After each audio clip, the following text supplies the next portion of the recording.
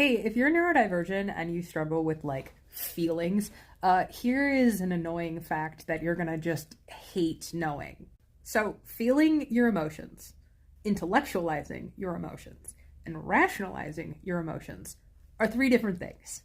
I know. Okay, so I'm gonna jump right in with an example. So, let's say you call your friend and they take like a week and a half to call you back, and you're feeling a little hurt, a little rejected, a little ignored. So that hurt, that rejection, that's uncomfortable to sit in, right? Those emotions don't feel good. So one thing that a lot of neurodivergent people do, including me, is that we instantly jump to a combination of rationalization and intellectualizing. What does that mean? So rationalizing is looking at external factors and using them as a reason to not feel a certain way. So you might think to yourself, oh, my friend is really busy. It's the holiday season.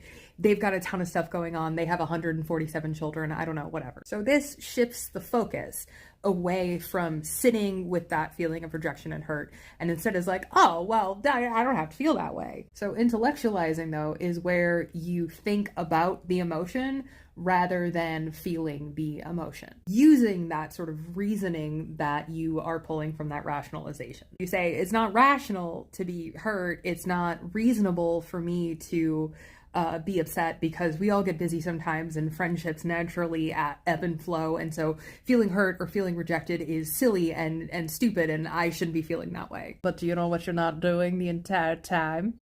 Feeling the emotions. And sometimes, like, you gotta do this. Sometimes if you're, like, super dysregulated and you just need to be like, hey, actually, like, I don't need to deal with that rejection sensitivity right now. Like, my friend is busy, that's fine. But the problem is when we get into the habit of doing this a lot. Because rationalization skips over the emotion altogether. We're not gonna let ourselves feel. We're just gonna start thinking like, oh, maybe my friend is busy. Maybe there are all of these reasons not to be experiencing this emotion at all. Intellectualizing, like, acknowledges that you're feeling, I'm feeling hurt, I'm feeling rejected, but that's silly and dumb because of all of these other reasons. I'm not going to check in with myself and feel in my body those feelings of hurt or rejection or unsurety about our friendship, because that's scary and overwhelming. And the thing is that when we rationalize or intellectualize our emotions away, we don't give ourselves the opportunity to learn from that emotion. And especially if you're neurodivergent, a lot of people struggle with feeling emotions in our body anyway, or when we do, they feel overwhelming and huge and scary. And so we go, no. Instead, I'm going to rationalize and say, I don't need to feel that hurt. I don't need to feel that upset. If you notice yourself doing that, just take a breath. I'm feeling hurt and rejected right now, and that's valid because friendship and communication is important to me. Maybe I should have a talk with my friend. I don't know, whatever. It's so weird not having 10-minute videos.